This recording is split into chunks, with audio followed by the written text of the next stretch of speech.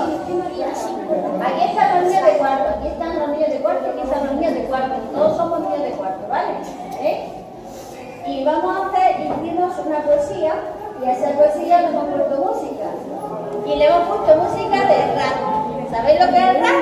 Sí. Pues eso es lo que vamos a cantar aquí, así que cuidado, muy atentos, ¿vale? Los oídos abiertos y los ojos también, pero la boca cerrada. Bueno, y empezamos. Canción primaveral de Federico García Lorca.